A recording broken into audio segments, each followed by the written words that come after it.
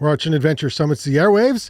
This is the Ogden Arts and Adventure Show. I'm R. Brandon Long, along with Todd Oberndorfer. And we are your hosts for the greatest arts and adventure podcast in all the land. Or as Corey would say,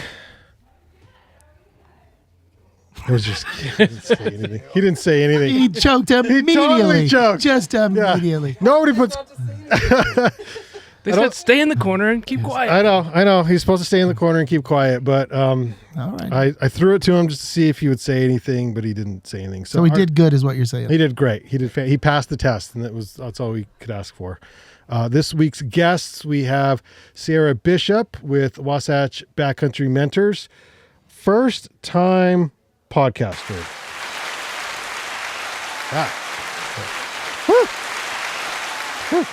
All right.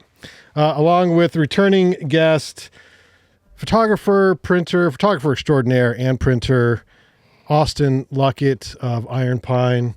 Austin, welcome back to the program.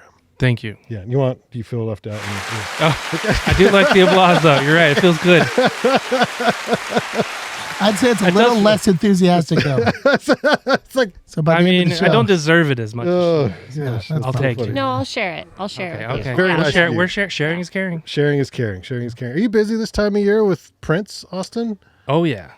Like, do you have like a Black Friday sale, or how does? Yeah, Black Friday, Small Business Saturday, I think is a little bit bigger than Black Friday, but there's Cyber Monday too. So I'm gonna get the Friday, Saturday, Monday thing. But you can do this as a printer, photographer. Like, do you mark your own prints down, or do you give deals on your services? How does it work?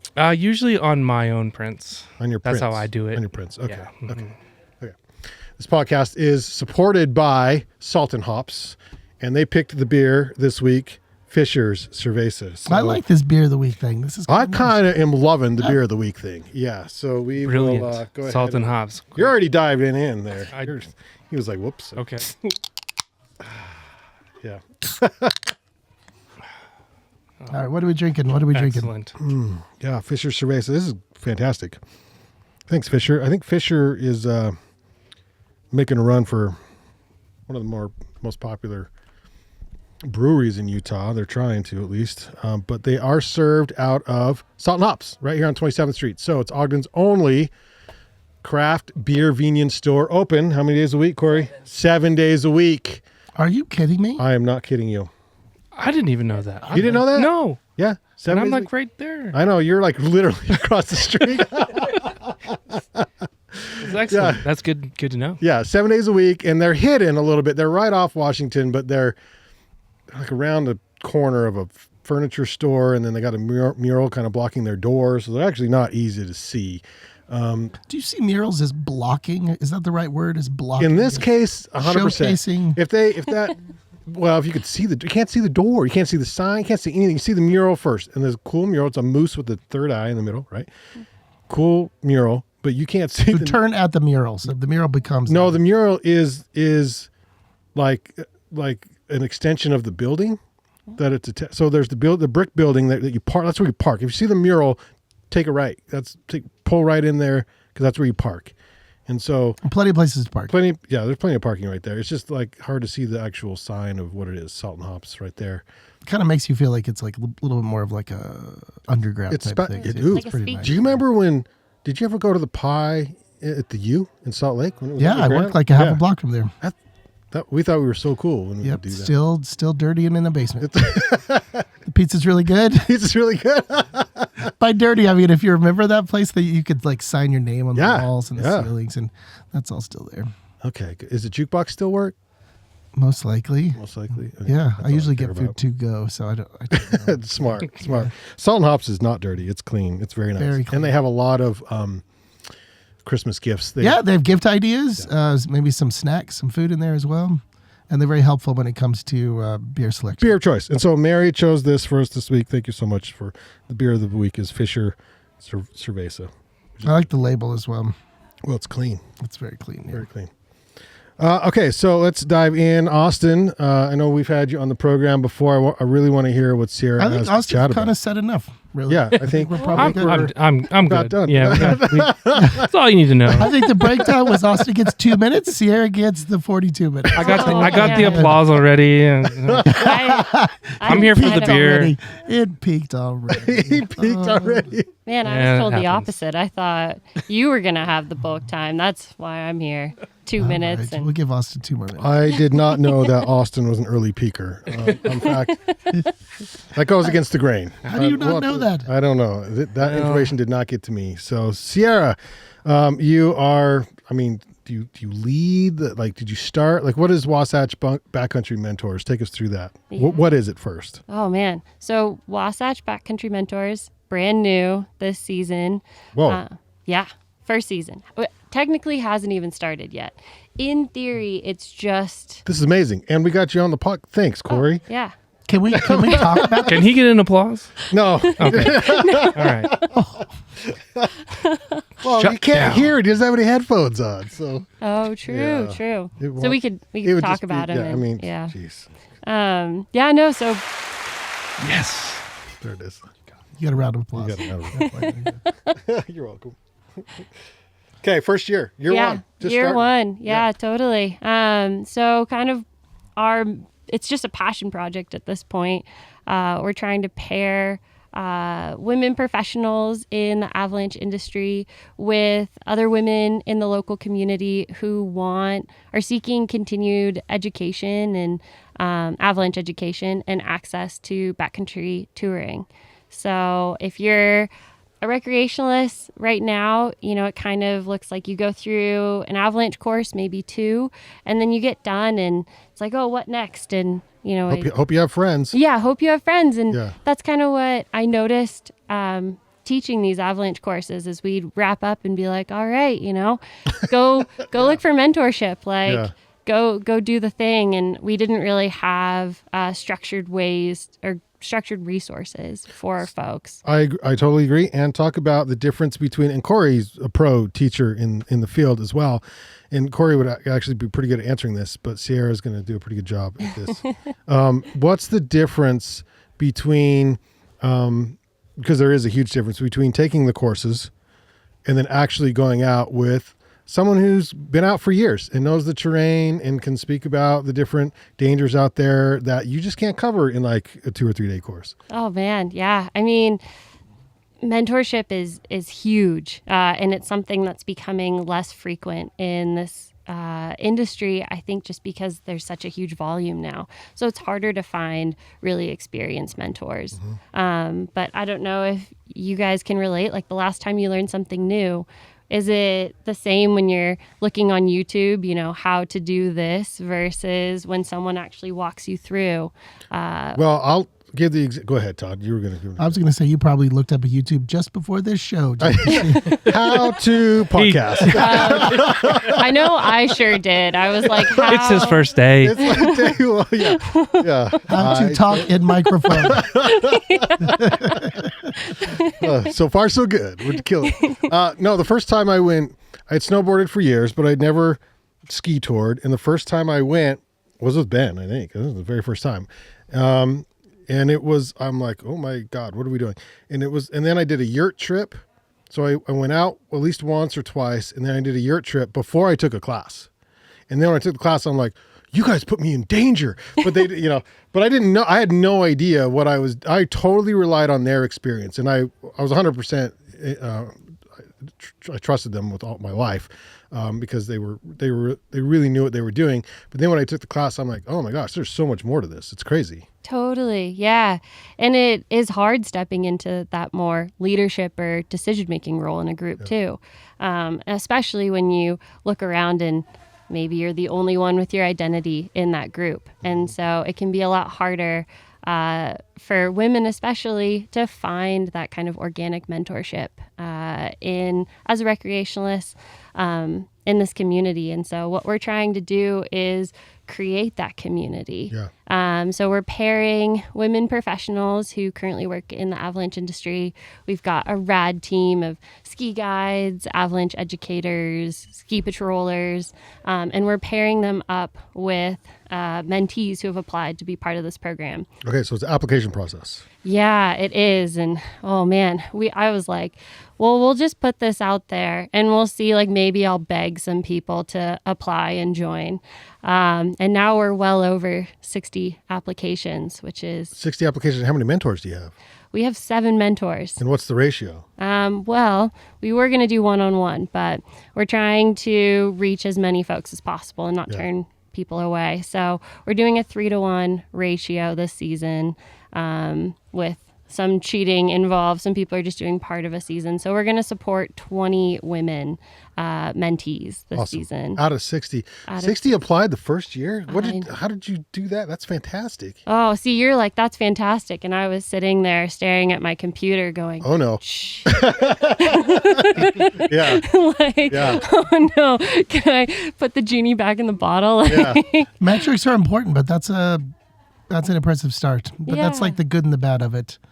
It means the need is there for sure. Yep. I run a gallery down in Salt Lake City. And the first year that I selected, I kind of helped select the artwork. We had about 60 applications. The second year we had 90.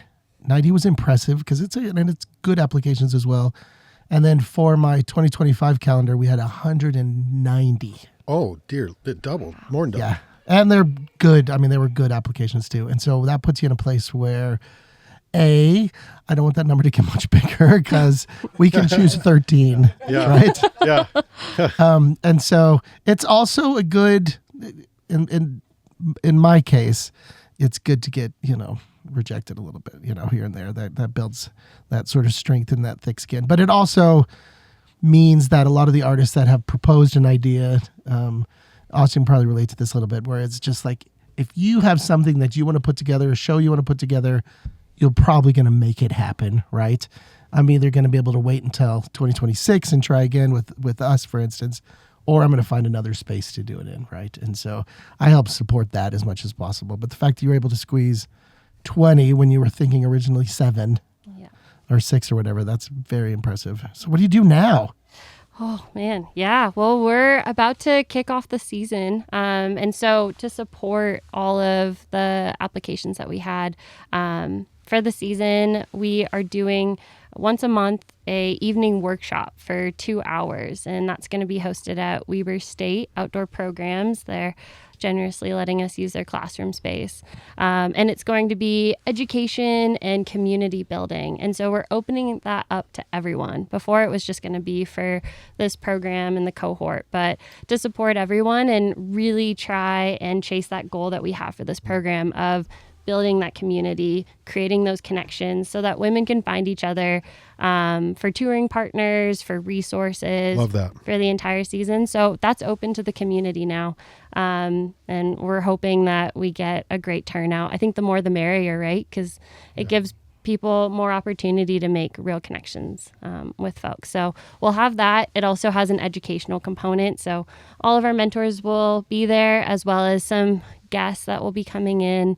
And we'll go over like what to pack in your backpack for a day out touring, or how to plan a tour with online software. So we've got that once a month. And then continuing on, starting in January, our mentors will be getting out with their mentees once a month in the field and actually doing a field-based tour, which we felt was really important since there's a lot of out-of-field resources right now. A lot of intro to backcountry, you can go do an evening session or listen to a talk, but not a lot of opportunities to really get in the field with someone. So that'll be happening through March. So with the application process, how did you choose the 20? Oh, that's a good question. The first one was scheduling. That was the hardest part, especially with increasing ratios. A huge part or big goal for us for this program is to support our professional mentors. So we're creating affordable access for mentees, trying to really reduce the cost, reduce the barriers to entry, but then also providing a fair wage to our mentor team. Poor Corey over there, the worst business model ever, not asking for money and then also trying to pay people. So is this, do you see this as a for-profit or nonprofit in the end? Like what's the plan? No, definitely nonprofit, maybe negative profit. Well, sure. But I mean, like as far as structure and everything. Yeah. No, definitely. I mean, everything, all the money that we get for this program goes right back to our mentors. Okay. So we're trying to end that cycle of a lot of times, because there's less women in the industry, recreationally and professionally, women are asked to volunteer their time to help other women up into the next step. But you're paying. But now we're trying to pay our mentor, not trying, we are paying our mentors to kind of break that cycle, right? Really support our professionals as well as make it affordable. So to go back to your question for selecting mentees, and just know that the 40 that didn't make it are listening. So I know. They can try again, right? Y'all really. So if we were to say we chose the 20 most attractive, we don't say that. Inside voice. I feel y'all really set me up for my first time on this show. I see my escape route. She just leaves.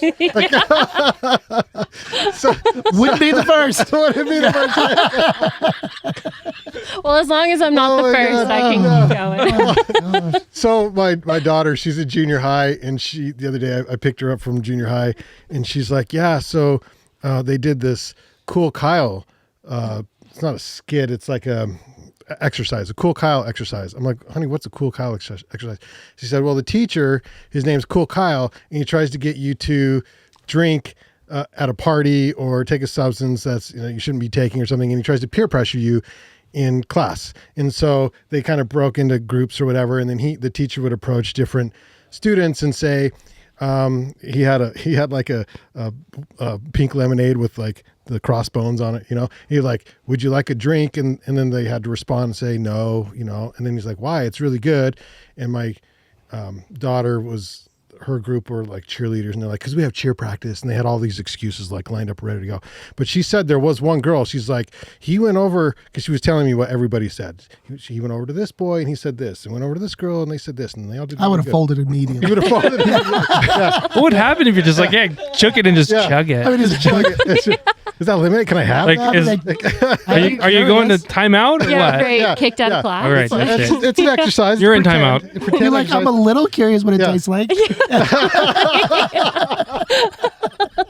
Aren't we all? I'll be honest. But the point there is, and I was like, but this one girl, she just left. I'm like, she just left. She's like, yeah, she just left. She's left the exercise now. She just left the room. She just went out of the room. Like, that is like the ultimate statement right there. Yeah, I'm like, well, that's probably the best. Take it as a no. You don't even have to answer the question. Yeah, you just leave. I'm out. She comes back with the cops. It's like, Cool Kyle's been offered us drinks at school. It's not cool, Kyle. Oh, totally not cool, Kyle. Oh my gosh. You're just Kyle. You're not cool. You're not cool. Or she comes back with her own cup. Yeah. Like, I have something. Oh, that's really funny. She had to run to the car for a minute. She had the good stuff in the car. That's what it was like. Oh, this is what we're doing. Yeah, okay, she's like, this is child's play. Oh my gosh, that's so funny. Yeah. I didn't mean to make it that hard of a question, Sierra. The question was essentially like, because you said there was an application, so I didn't know like. No, definitely. Was there an age limit? Yeah, like what were the like? Do you get out? Like what was the like the basic qualifications of how you sort of chose those first 20? I guess. Well, we set up. I had a bunch of questions in the application. Just like, what's your Avalanche education background? Have you been touring before? Did they have to have a class or anything before? We didn't have any set requirements at all. Okay. Like I said, I really thought I would just be begging like some folks to be signing up for this. I did not expect this it is really to good beer, off. by the way. Easy to drink. Yeah. So we just had a series of questions. Don't interrupt, Kyle. I'm sorry. Oh, don't call me cool. Don't give us your pink lemonade. I'm drinking the lemonade right now. So. I think this is great. I think this is great, and I think this is great that you had so many people apply that you were like panicking because. Oh, what do we do now? Oh man, season 1, and we're already succeeding. I think that's a really good sign though, because Yeah. sometimes when you have to try too hard, it's like, wait, what maybe my idea was wrong, right? But you know, apparently it's when a good idea. when that synergy works, that's really cool, right? Yeah, definitely. No, I think it kind of solidified a lot of things that myself and some of the other women who are now mentors on the team were talking about, and how we kind of created the idea for this program is we created the program based on our lived experiences. We were like, this is what we went through. Like, we wish that we had access to these resources when we first started out. And it makes such a big difference when you have someone that you're learning from that role models what that looks like for you because they share your identity. Mm-hmm. Like for me, when I first started out wanting to become a professional in this industry, I saw all the guys being ski guides, and I'm like, well, yeah, of course, there's a bunch of guys being ski guides, but it wasn't until I took my first professional course. Kyle. That's perfect. Yeah. But yeah, it wasn't until I took my first professional course, and I had 2 instructors who were like fully certified mountain guides, and they were both women, and they were just so strong and capable, and they really role modeled what that might look like for me. And that was a huge turning point in my career of being like, oh wow, I can actually do this because I see what it looks like for me. That's awesome. And so what do you do? Right now I patrol for full time for Snow Basin at the resort, as well as working for Ogden Avalanche and doing some intro to backcountry courses. And then I'm surprised you have to work at Basin if you work for Ogden Avalanche. They set you up. No comment again. Let's just call Avalanche as a passion I project. should mention there's a fundraiser. I think it's probably tonight when this Yes. comes out, because this drops on Thursday afternoon, to help pay Sierra. I mean, that's essentially, it's for Ogden Avalanche. Yep. Ogden Avalanche. But You got all the hats. I got all the thank you. I got all the hats. And I heard that's why we don't have money for this program. I love that's getting around. Word's getting out. Yeah. There was all 6 of them, right? yeah, exactly. It was more than that, but yeah. So I'll be sending you a I bill appreciate that. I later appreciate from that. Wasatch Sierra. Backcountry Mentors. Oh, I love it. So, and then how hard was it to find enough mentors or did you have to expand and find more mentors? Yeah, definitely had to expand and find other folks, which has been really fun because I got to lean on my network, friends that I already had in the industry, and then they were reaching out to their contacts. And so we're pulling from women professionals down in the Salt Lake Zone as well as up here in Ogden. That was my other follow-up, was how it says Wasatch. That's a big space. So yeah, definitely. Try and pull all northern Utah, or what's the thoughts here with Yeah. Well, we were really ambitious at the beginning. We wanted to have both a central Wasatch branch as well as a northern Wasatch. Yep. I think for this first season, we're going to focus on the northern Wasatch. With hopefully we can migrate down to the central Wasatch and eventually grow this program so that it can be a bit more self-supporting. But that seemed like a bit too much stress to load onto Corey for the first season. What's Corey's role? He's in the trailer here, but I don't know what his role. I mean, are we loading up Corey? Dude, he's been on the show how many times? I have no idea what he does. We've tried. Like, we've talked to him for like 35 minutes, and I have Todd no idea. tried I to know throw him less out. afterwards. Yeah. Already. I'm like, I know he's fashionable. Check. He throws a rad party He's got each like year. the coolest Check. boots I've ever seen. Yeah. And then Stinks half the I mean, he time. can stand in at least 12 inches of water. Right? Yeah. If you catch a little video, that's all he gets. And so funny. pivot back. Ogden Avalanche is our primary supporter for this Thank you, season. Corey. Appreciate that. Yeah, really. We have a appreciate fundraiser, it. by the way. Come Yes. on. You should support that. Yeah. Please. That fundraiser is going to really support us for this program in its first season. And Sarah, I think you and I are the only 2 paid.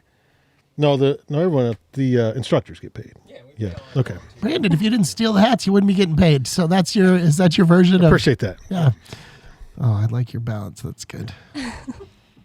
Yeah. Okay. So what are the? I didn't mean to distract. Do you have sort of an informal list of qualifications to become a mentor?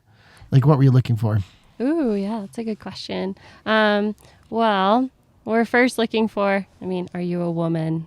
Sorry, guys. Check, but that's a good first, But, Yeah. So everyone else in I'd say don't the mention RV that. is out. Yeah. I say that, Don't but I'm compromise on that currently one, so. completely outnumbered in here. So, Oh, yeah. But yeah, no, we're just looking for currently working in the professional industry. So whether you're a ski guide or a patroller, and then just have some professional certifications as well to kind of go along with that. But we have a whole spread of folks. A lot of them do a bunch of different parts of the industry as well. So they're both avalanche educators as well as ski guides. So we've got a really good mix. I only say so in case somebody's listening and maybe reach out to you by next year. Yes, thank you. I Increase the pool appreciate size. that. Yeah, hopefully we can grow and expand. Really looking forward to what next year brings and supporting more folks and also supporting more mentors. That was a huge part of why we wanted to start this, is try and support some women who are trying to make it in the professional industry. Anyone That's why can Thursday's go. so important too. Anyone can go to the classes. What was that? Anyone can go to the classes up at Yes, Weber, right? yes, Okay. please. Those evening Or workshops. women? Is that women's only? Well, You said anyone, so I just want to make sure. yeah, no, I appreciate Okay. that.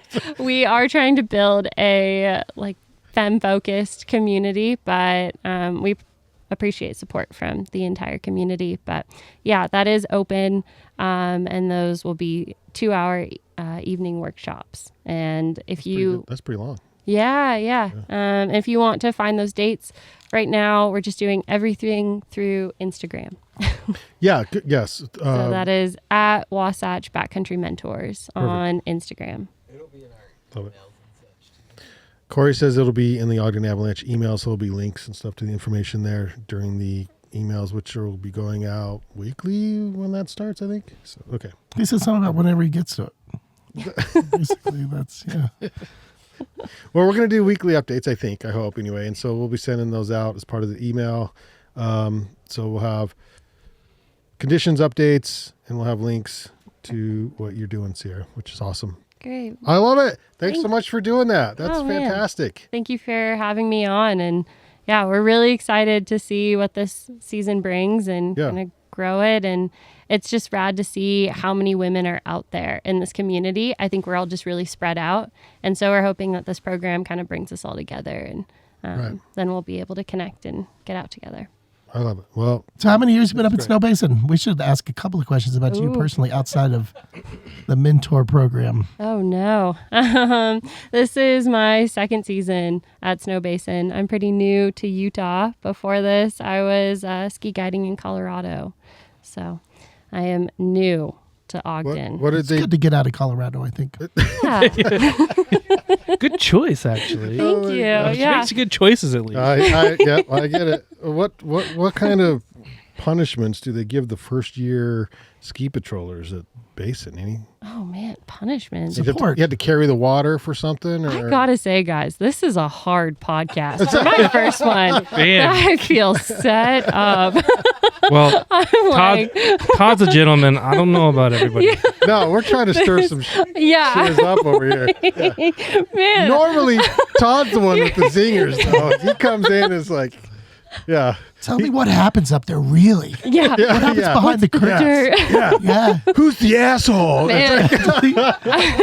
Is that even snow up there? I'm gonna have to start fielding hate mail. I'm like, oh man. Gosh. I think the answer is just nothing but support, right? Oh yeah. Oh, We're yeah. one big happy family. But That's no, a lie. Anyway. no. Because it's like a fraternity. I mean, you know, it's a great job. It's a great place to work, from what I hear. And so I didn't know if like first years they give you a little grief or something on the side, you know. I mean, you have to do all the things like sweep the floor, but no one makes you, right? It's more you're judged That's if you your don't menial job. do it. Okay. Yeah, totally. Running a lot of toboggans, definitely got to do that. And just working hard and put your head down and I mean, there's such a big team mentality up there. So if you aren't just pulling your fair share and doing your fair share of work, like the rest of the team feels it. So I really like that mentality, and you kind of just, you do what supports the team. So no hazing or anything like that. Oh, thank God. I know. Yeah. But no, it's a really cool program and team up there.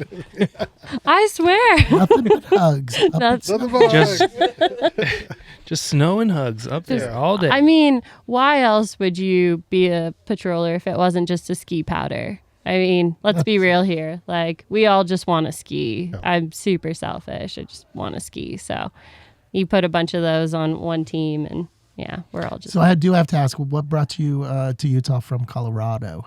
Ooh, that's a good question. I was just excited to get into a new zone, and really excited to patrol as well. I met one of the Snow Basin patrollers when I was patrolling down in New Zealand a couple years ago. And he was talking about this place with the greatest snow on earth. And I was like, well, if that's the case, I think I might have to jump. We'll have to give it a shot. Yeah. And it's been working out so far. So one season down. Yeah, one season. I know. And I came back for more. That's good. That's good. So your off season is New Zealand. Is that what you were previously before you came back here? Yeah. Yep. I was just in New Zealand for their winter, our summer as well. So yeah, never summers. I really, like I said, we really like to ski. So that's wild. I know the type. That is amazing. That's awesome. It's pretty amazing. Yeah. A lot of skiing, but it's pretty rad to be able to ski in New Zealand as well. Where do you go down there? Well, I work on the South Island. I don't know what that means. But like South. You had me at Island. I'm there. Great question. So there's a north and a south. Okay. I think your answer was pretty clear. And east and west. Okay. Even if you hadn't been there, you really focused in on it. Yeah. I didn't know there were two islands. So was that on the north side? Yeah. The opposite of north. Yeah. Well, which way do the toilets flush there? They do actually flush the opposite direction. Okay, see? Well, for real? Yeah, no. I would have to know what they expert. flush here to compare. I would have I don't watch. Yeah. Okay. But no, it's cool to be able to go down to the southern hemisphere and yeah. I was on the North Island once. I was never on the South Island. Oh, well, you've been. Totally That's where the confusion lies. Yeah. No.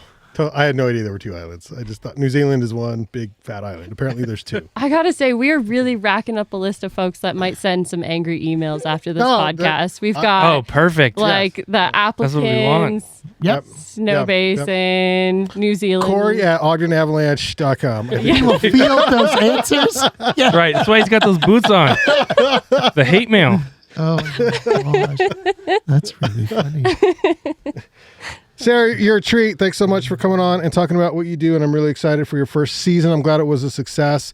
Maybe a little overwhelming, a little too much at first, but I'm excited to see where it goes. And Corey does know some stuff about being a nonprofit. So as you head down that road and kind of get that paperwork filled out and stuff, like that's a whole thing. So it'll be awesome because this is something you can take.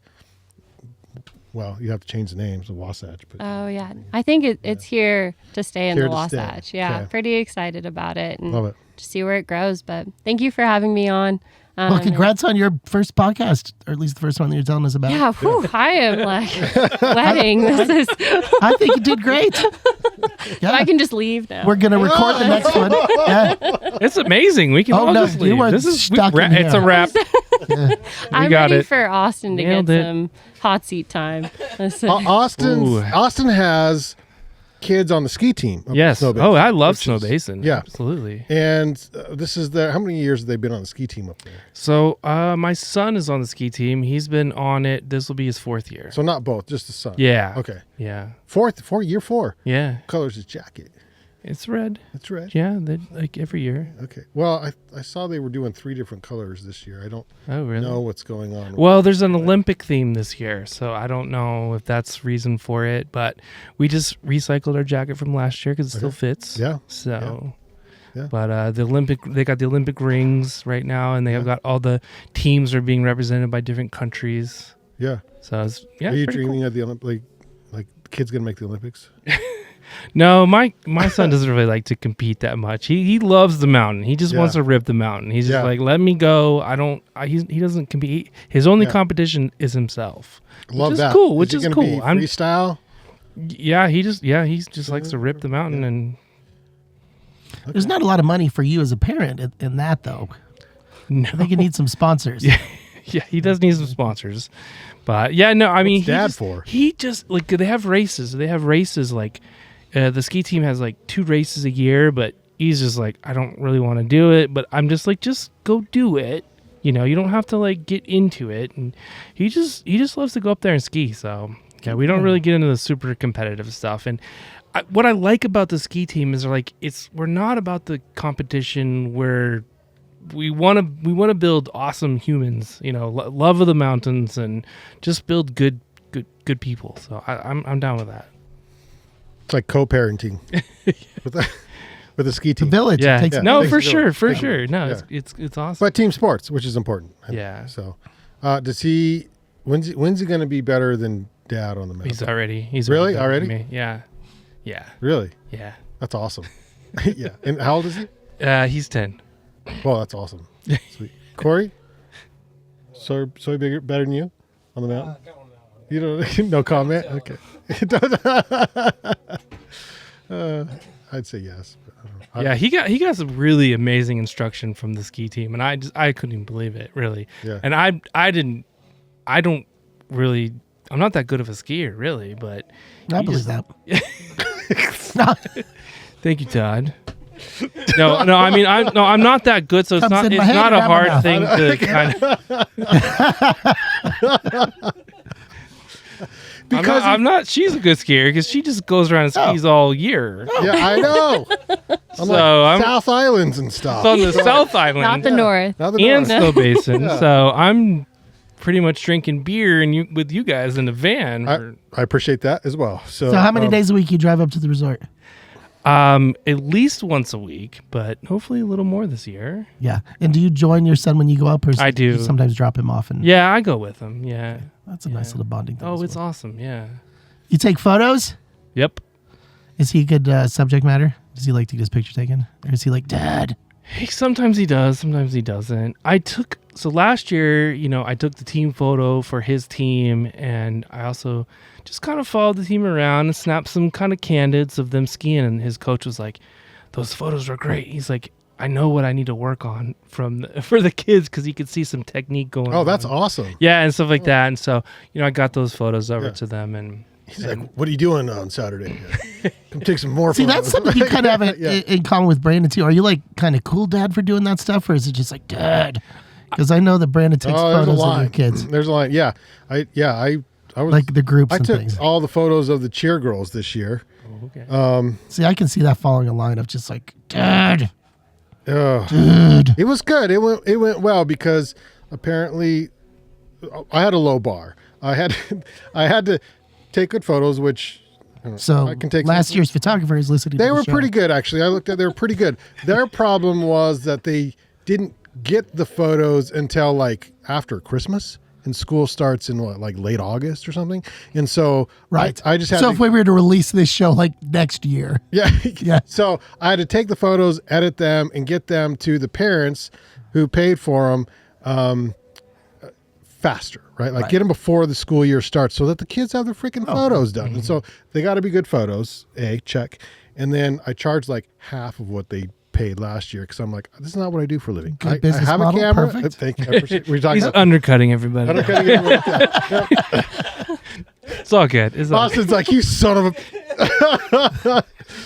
I'm not your competition though. Definitely not your because I don't promote it. It's not what I do. No, for sure. I'm not competitive. And that's why I didn't charge the full amount because I'm like, I don't sell this. This is not what I do. I can do it. I got the camera. I got the gear. Gave him a fair price. I gave him a fair price. Gave him great photos. And I gave them to him on time, which is the most important part because we had the pictures to him before the school year started, which was what everybody wanted.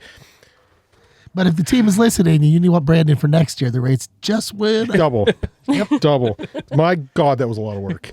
It is a lot of work. It's a lot of work. Yeah. There's like 30 kids on that cheer team or something. So how many's on the ski team?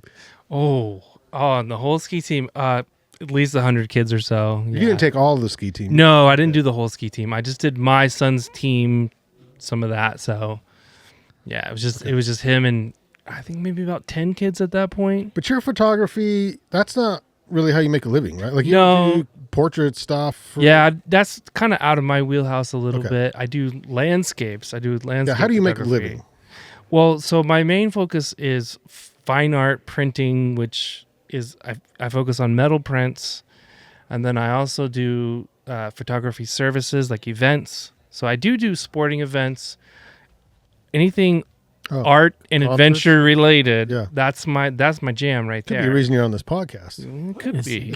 So I just see the connection. Yeah, there's a connection. But I'm trying to think back over the last couple of years and what events I've seen you at, and it's most of them, like Salt Lake upward. Like, what kind of events have you said no to, or do you pitch, or do they come to you? How do you get those gigs at this point?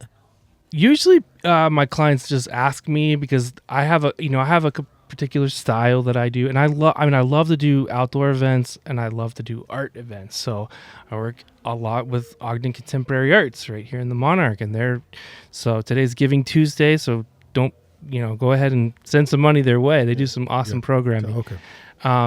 But I like art events, and then also the Ogden Marathon, stuff like that. So I really do love to focus on those events, and that's really a fun thing for me. So a lot of those clients reach out, and they're just because they like the style of what I do.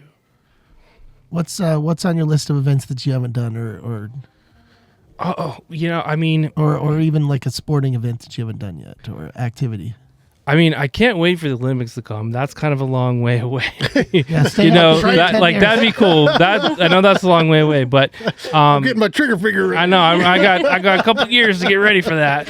And you might be the only photographer that wants to work that week. So yeah, everyone else is going to be gone. I think. Yeah, I don't know what they're going to be in the south of Island, South Zealand. Probably. At that time, it's summer down there. So you're getting excited about the Olympics. I'm super excited about that. So that would be really cool. I mean, I have not done that, so that would be awesome. I love shooting concerts. I work with Volume online publication out of Salt Lake.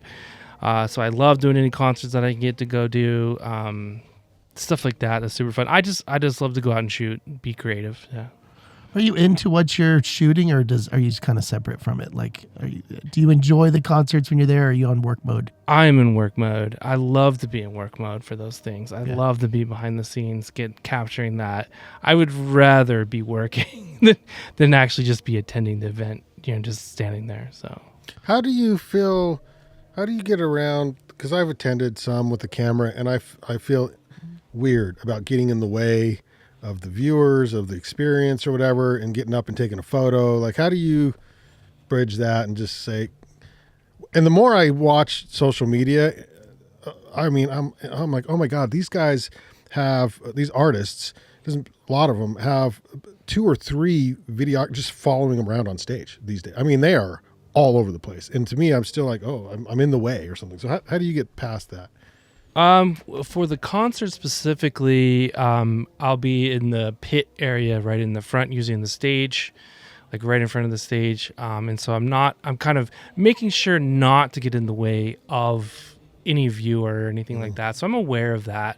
Trying to, I'm not standing there with my cell phone. Like, you go to a concert and people have got their cell phones like that. I take pictures of people with all the cell phones in the air because it's just how we. Your cell phone is not in the air. No, my cell phone's not in the air, but I take pictures of everyone else doing that just because it's a sign of the times a little bit. Oh, for sure. It is. Things like that to kind of capture that because you want to get the crowd, you want to get the artists as well, and get the mix of that. So. I try to stay out of the way of any of the viewers, concert goers. If I can just be a fly on the wall, I'm a fly on the wall. So I wear dark clothing. I try to stay out of the way as much as possible. Kind of get the shot, get out. What's your relationship with the other photographers? When I say the other photographers, sometimes I think you did OFOM. You do OFOM most of the years, but there might be 2, 3 sort of freelance. do you all do you chat at all? Do you I think absolutely. they fight it out and like, I got this section and you get No. Like, are you stepping? Yeah. Are you stepping? Are you on my shop, yeah. bro? I guess how I see things is, I mean, everyone has their own perspective, and my perspective is just as valid as their perspective. I mean, it might be a little better, but yeah, I think so. But I mean, I'm not competitive in that sense. And so I love working with other photographers, and sometimes we'll just take photos of each other and going through the things and send them off. So I'm great friends with all the photographers that I work with. I love that. That's the worst answer. We have a knife. We have a knife fight It's backstage, just and it's yeah. That's what I wanted to hear. Yeah, the knife fight backstage. Okay, So- but I guess like if someone volume, for instance, if they hire 4 photographers, you're all getting paid, so it doesn't matter, right? yeah. I mean, usually only one photographer for volume covers it, and then there definitely will be other photographers. Sometimes the artist hires photographers, things like that, and so no, it's great. I mean, everybody's professional, and you do your thing. How long did it take you? How'd you get into the queue, basically? Yeah, good question. For that, that particular group, but basically, how did you cross that bridge between I take photos pretty well to, was it just... Did you have to concert interview? work. Yeah. Did you have to How many interview with concerts them? did Did you have to sneak into? shoot photos? Well, that's a good question. I think that in a creative environment, sometimes people are not as professional as they should be. So I just go out and I just act as professional as I can and try to take the best photos that I can, and then I feel like people are like, "Oh, okay, you can do that." That's really about it. I just do the best job that I can and just try to act professional, and people are like, "Oh, cool, you can do that." I think you go to concerts in ties. It's like a tie and a suit coat. Yeah, I wear my bow suit tie, coat. He's got a actually. 3-piece suit Oh my at God. the concert. I don't want to say I stand out, but Yeah. let's just say they step out of my way. But that's essentially what Cam did. I mean, he's like, I want to be able to shoot this style. And he went out and he just started shooting that style, add it to your portfolio, and then you submit it for work and you get jobs. Mm-hmm. Yeah, for sure. You just do the work, I guess, do the best you can and hope people like what you do. So you worked for free before? No. I mean, I always charge something. Okay. Yeah. So it might be on a sliding scale. I mean, but at least there's some people are going to pay something. That is a peculiar business model. How does that work with the volunteers? Oh my God. But what if it's good exposure for your work? Yeah, Todd, what I don't. wrong? Oh my God. I don't really do exposure work, but I do go out and take photos. That when I go out and technically you do exposure work. I mean, I do. So when I go out and I take an art exposure. photos. Exposure. Exposure. Yeah. Okay, well, we need the little. Thank you. God. He's on it. I tried so Professional. hard for that joke. You're like, you guys, I said it. I said it. Did you come up? Like, Jesus. I missed it the third time you said it again. I was like, wow, you hard for that. Austin moved on, and I had to bring him back. You had to bring me back around. I missed. Come on. I missed Side it. of a true comic. I know. Yep. Deer in headlights. Over the audience. Gosh. Anyway. So are you starting to line up events for this next She year? thought her thing went rough. I know. I was gonna say. You've been on a few times, my friend. I'm trying to make You're it setting me up to for her. exposure jokes. Thank you. I run around naked at the concerts. That's basically what we're saying. Okay, that's how I get exposure. Layers. These answers have layers. Yes. They're yes. really. I mean, we're getting grilled. I just sit here and drink beer with these guys. This one, Which I love, and I miss having you in the Monarch. You're not in the Monarch anymore. You used to have a studio in the Monarch. You moved For a long time. and then where are you now? And you've been there for like 2-3 years now. So yeah. So I'm over at Fiction on Washington Boulevard. So I've moved out of the Monarch, so I have my workspace over there, and then I also have a little gallery over there of my fine art metal prints over there, and then I have photography services, and then I'm also teaching photography classes with Youth Impact, different after school programs as well.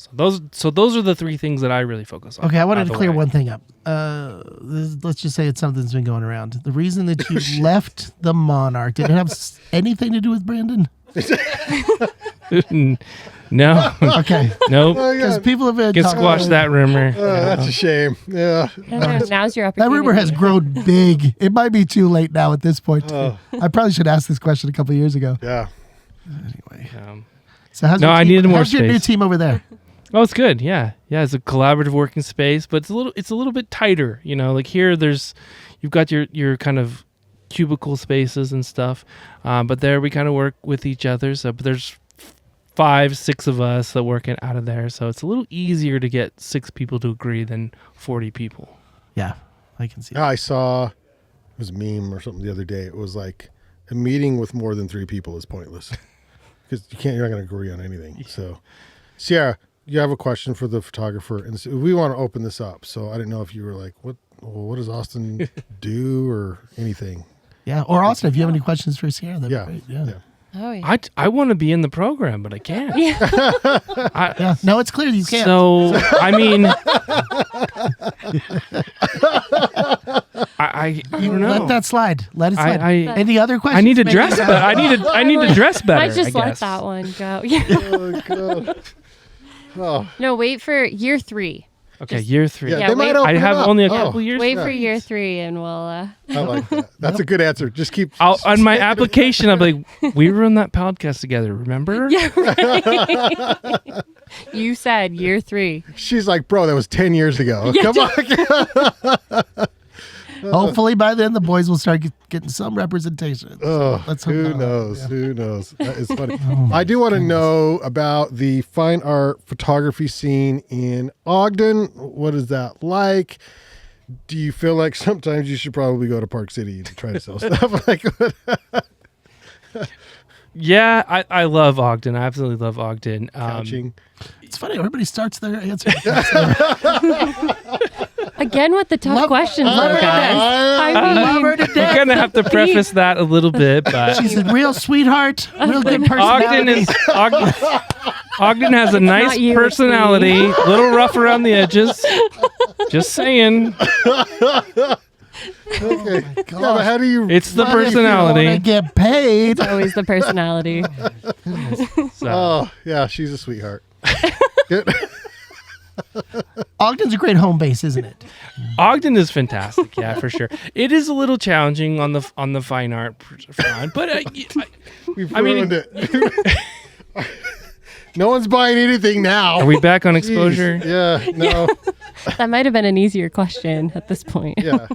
I really wish that would change because I was told more money was coming in to Ogden and this would change. Like they would buy more fine art and stuff, but you haven't seen that yet? Is that what you're saying or what's going?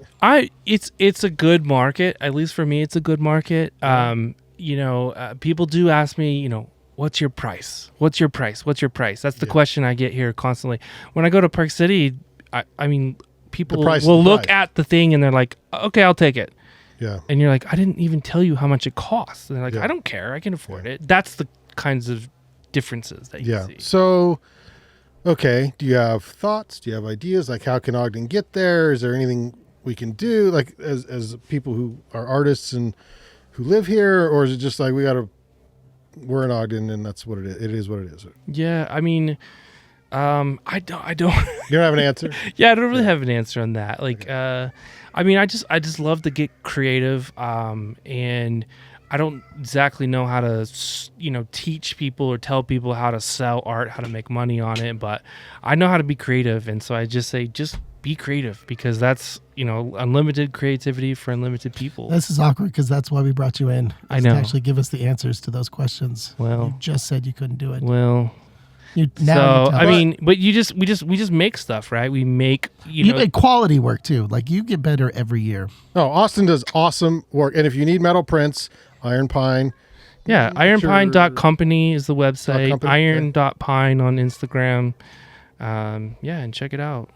So I use this because you said Ogden is a base camp is what I say. Ogden is a base camp because, and I learned this in the outdoor industry, it's a great place to live. It's a great place to train, but people don't come to Ogden to do epic stuff. I mean, they just don't. So you live here to live a great life, to train, and then you go somewhere else to do the epics typically.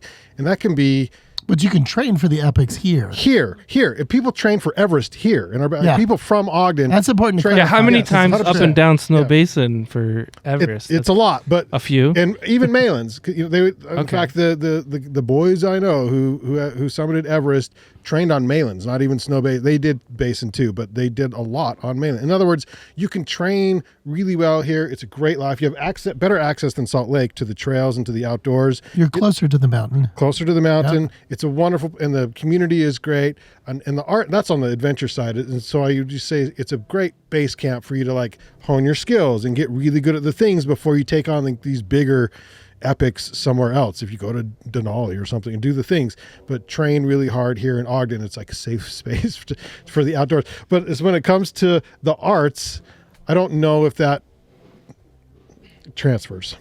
I mean, I think a lot of artists do try to gravitate towards places that are more inexpensive. Like, can you hone your skills here in Ogden and then take it to bigger places? Oh, for sure. I mean, you know what I mean? My personal experience, I can tell you.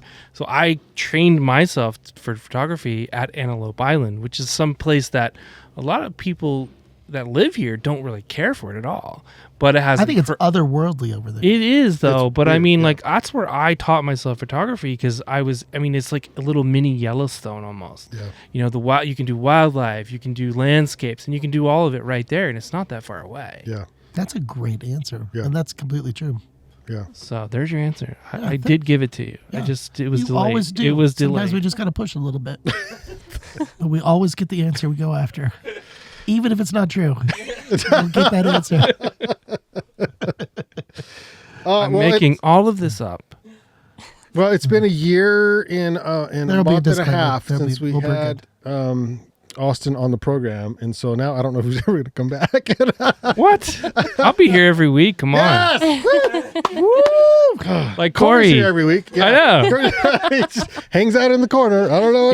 This is my spirit animal right here. Corey's everyone's spirit animal. Oh God, I love that guy. Don't tell him, he's right here. So thanks so much for coming on the program. Again, you put out the Instagram, but yeah, people can just go to Fiction and come say hi to you, especially during the holidays, and submit some work. And when do they need to get you prints in order for you to get that stuff done and out as presents for Christmas? Definitely as soon as possible. Yeah. First Friday is coming up, so if I can get the orders in by this Friday, that's super podcast helpful. Comes out Thursday, so you got 24 hours. Okay, 24 hours. So podcast comes on Thursday. 24 hours. So just by the weekend for sure. Okay. So. Okay. To get your metal prints by Christmas. Yeah, just custom stuff for sure. I have a few things in stock, in the store in Fiction. So those things just take it and go, but any custom things, it takes a little bit of time. Okay, sounds good. Thanks so much, Austin. Appreciate it. Todd, you got anything? Just a reminder to come check out. Let's see. Oh, one sort of just a coincidental crossover is this Friday is typically Ogden. Well, it is Ogden's Art Stroll, but it's also Salt Lake City's Art Stroll. It's like once a year it does this? Yeah, just for December in Salt Lake, they chose to do it the first Friday instead of third Friday because of the Christmas, obviously. I guess it makes sense. Yeah.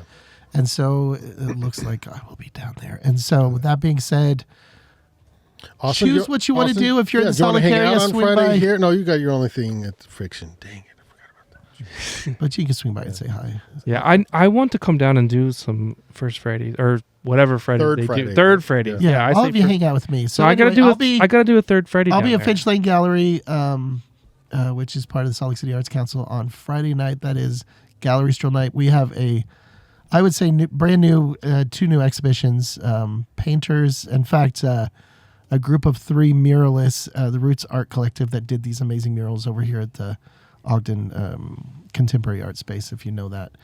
And their shows look great. And then there's a woman named Mercedes Ng, her paintings are also fantastic. So if you're in Salt Lake, check that out. If you're in the Ogden area, come van session with Ogden. Yeah. Ogden will all be there. And this podcast is released at 3-ish on Thursday. And so for all 5 listeners who just download that right at 3 p.m., you got 4 hours to come down to the Monarch and participate in the Backcountry Bash, which is a fundraiser for Sierra. Yeah. Yes. Thank you. Yeah, you're welcome. Yeah. And there's beer. Come for the beer, stay for the Neo Rave. And Todd's dancing on Thursday. Ooh. Thursday night. Really? Thursday night. Dancing. Yeah. Wow. All Yep. right. Yeah. Yes, and. Yes, and. Yeah. All right, I'm down. Thank you to Bandy and One for powering today's episode of Ogden Arts and Adventure Show. You can listen and subscribe to Ogden Arts and Adventure on YouTube. That's where you can see our wonderful, beautiful faces. If you're just listening to this on the podcast, look for us on Facebook, Instagram. Oh, I got a camera. Okay. Instagram, Apple Podcast, Spotify, thebandioncollective.com. That's a website. And on the Podbean app for Android and iPhones. If you want to be on the program, you can slip into my DMs. Corey always laughs. I don't know why you're laughing. I'm laughing. I think it has something to do with your age. Is it with me begging? Slip into my DMs is kind of like a little. That's what I was told to say. I was told to say, have them slip into your DMs. I think you were set up. Oh, were they set up? Oh, that's the best answer. Well. Yep. Slip into my DMs. Is it because I'm now begging he's people to self-conscious. slip into them? I don't know. At Ogden Adventure, and maybe you can be on the podcast. If you found value in this podcast, which I'm sure you did, you can consider giving us all your money at buymeacoffee.com/Banyan Media. This week's outdoor jukebox. Or pay us to stop doing it. Either way. Fine. Buy We're going me to a keep doing coffee. it, but whatever the reason you have, that's fine. Yeah. /Banyan Media. It's Banyan. 2 A's in Banyan, no O's. Don't spell it wrong or else you won't find it. And you can't give us your money then. This week's outdoor jukebox is from Megan Blue and the Bonfire. I had to email her for the title of this song because it was Betty. And this is based on a true story. She told us during the episode of Van Sessions. This is based on a true story. Betty Got Bored in the Bedroom is the title of the track. It's about her grandmother who cheated, and they had to do like a test to find out that like somebody was like not the son of the grandpa. So she wrote a song about it. Betty Got Bored in the Bedroom is the song. And this is it here as it was recorded on Van Sessions at the Monarch. Do we get the answer with the song? No, you get the answer on the full Van Sessions podcast that I believe comes out either Saturday or Sunday night. So, good answer. Yep. Nice. You got to listen to the interview on Van Sessions when it comes out. So we'll see you on the next Ogden Arts and Adventure Show. Good night, everybody. She got married when she was just 19, 'cause that's what you did back then. Oh, she loved him, yes she did, but she was too young to understand how small her life would be, filled with secrecy. Betty got bored in the bedroom. She stepped out on her man. Betty got bored in the bedroom. She had a little one-night stand. It wasn't that